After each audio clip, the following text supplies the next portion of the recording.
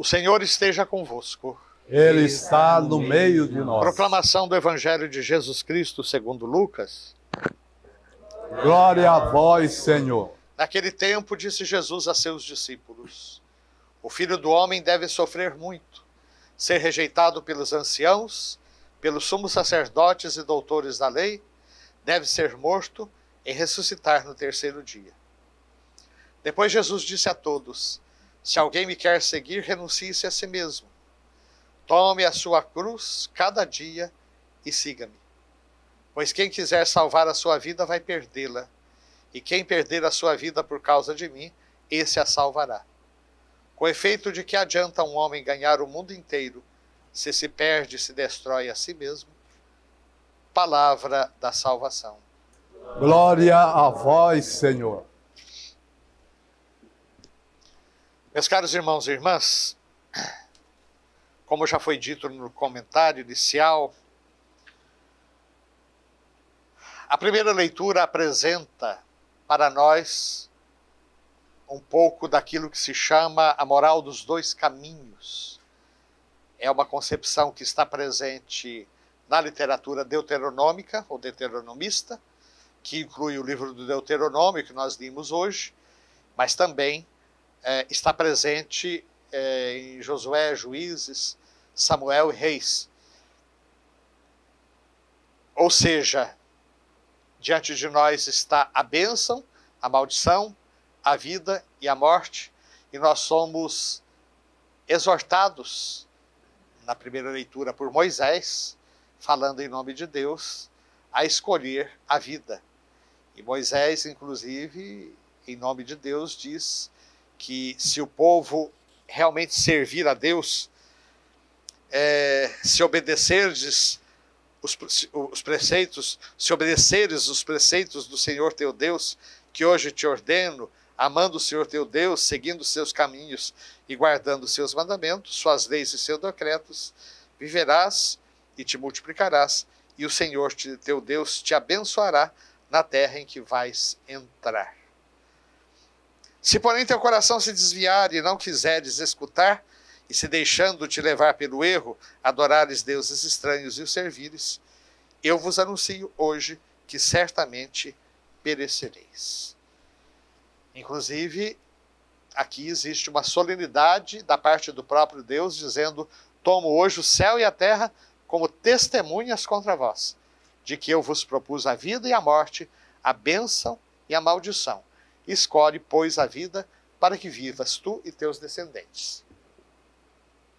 Naturalmente, quando a gente vai ao Evangelho, não o Evangelho de hoje, mas a parábola do joio e do trigo, nós percebemos como Jesus apresenta nuances muito sérias, porque muitas vezes o bem e o mal, eles estão entrelaçados nas decisões que nós temos que tomar, e mais ainda, o bem e o mal estão entrelaçados no nosso próprio coração. Santo Agostinho dizia que o amor de Deus até o desprezo de si construiu a cidade de Deus. O amor de si até o desprezo de Deus construiu a cidade dos homens. Mas o fato é que essas duas cidades, elas vão se degladiando dentro do nosso próprio interior. E basta citar o caso da educação dos filhos, né? Quantos pais sabem muito bem que é muito difícil, às vezes, decidir qual a melhor forma, o que é certo, o que é errado, que horas se deve calar, que horas se deve ser mais firme, que horas se deve consolar, que horas se deve advertir, e é preciso sabedoria para poder ir tomando todas essas decisões. Mas aquele projeto que é apresentado no Deuteronômio, que está muito claro, por exemplo, na famosa Assembleia de Siquém, em que Josué reúne o povo e pergunta: a quem você quer servir? Eu e minha casa serviremos o Senhor. Continua válido, certamente, em termos de uma opção fundamental da nossa vida, quando nós realmente escolhemos os caminhos de Deus. Senhor, eu e minha casa queremos te servir. Agora, sabemos que a nossa conversão, e o tempo da Quaresma quer nos levar a refletir sobre isso. É um tempo, a conversão é um processo. Além dessa opção fundamental que marca a nossa conversão inicial, nós decidimos por Cristo, nós pedimos o batismo, nós realmente abraçamos a fé, mas existe aquele processo, dia após dia, em que a palavra de Deus vai nos iluminando e nós vamos percebendo. Uma hora Deus nos mostra que nós precisamos crescer na paciência, Deus nos mostra que nós precisamos segurar um pouco mais a língua, Deus nos mostra que nós precisamos crescer na oração, que nós estamos negligenciando a palavra de Deus, que nós estamos negligenciando os sacramentos, e assim nós vamos, de passo em passo, escalando a montanha da santidade. Repito, a moral dos dois caminhos continua valendo sempre, em termos de opção fundamental. Naturalmente, o cristão é aquele que tropeça aqui, cai acolá, mas depressa levanta e se põe a cantar. No Evangelho nós vemos Jesus falando de um mistério tremendo que certamente nós preferiríamos evitar, que é o mistério da cruz, o mistério da dor, o mistério do sofrimento e da morte. Mas Jesus mesmo diz que o Filho do Homem, e há uma maneira como São Lucas mostra Jesus se referindo a ele mesmo, né? Deve sofrer muito, ser rejeitado pelos anciãos, pelos sumos sacerdotes e doutores da lei, deve ser morto e ressuscitar no terceiro dia. Os discípulos não entenderam, inclusive na hora da própria condenação, do próprio Calvário do Senhor, do caminho da cruz, todos se dispersaram, com exceção de João, Maria e as santas mulheres. Eles só foram realmente perceber a grandiosidade daquilo de que eles tinham testemunhas depois da Páscoa, da ressurreição do Senhor e mais ainda depois da vinda do Espírito Santo.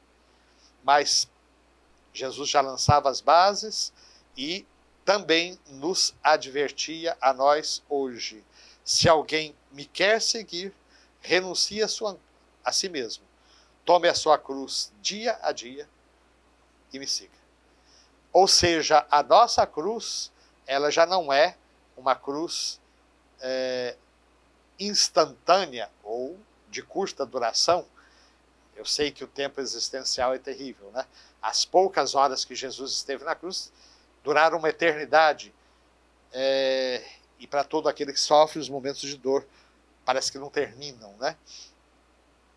Mas, a não ser aqueles que têm a vocação, a graça de serem chamados ao martírio e ali darem testemunho até o sangue por causa do Evangelho, nós somos chamados a suportar as cruzes de cada dia, que são muitas vezes decorrentes da nossa própria opção de fé. Porque pela opção de fé, muitas vezes nós temos que renunciar a certos prazeres, a certas opções, a certos empregos, a certas propostas que não são éticas, que são desonestas. E isso traz prejuízos, isso traz críticas. Ou seja, o cristão é alguém que vive uma paz, sim, mas uma paz inquieta, uma paz sempre em luta. Para quem quiser salvar a sua vida, vai perdê-la. E quem perder a sua vida por causa de mim, esse a salvará. E aí Jesus conclui com efeito de que adianta um homem ganhar o mundo inteiro se perde e se destrói a si mesmo. Queremos pedir que nessa quaresma nós possamos mergulhar profundamente nos mistérios da nossa redenção e conseguir a graça de uma conversão cada vez mais profunda, sincera e duradoura. Com esses pensamentos, vamos apresentar a Deus as nossas preces.